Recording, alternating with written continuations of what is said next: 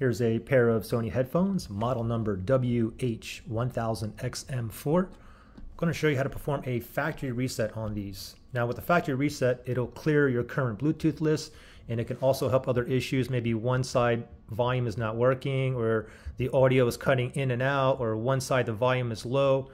It can perhaps fix other issues as well, okay? So on the left side here, we have two buttons, okay? We have a power button and a custom button. So to factory reset these, first, you want to go ahead and make sure that the headphones are off. Once it's off, you want to press and hold both buttons, the custom and the power button. Press and hold the buttons at the same time and keep on holding until the blue light flashes 4 times in a row. Usually it takes about 7-8 seconds. We'll do it together, okay? Let's factory reset these. Custom button, power button. Ready, set, go. Press and hold. Just keep on holding. Keep on holding till we see it flash 4 times. Keep on holding.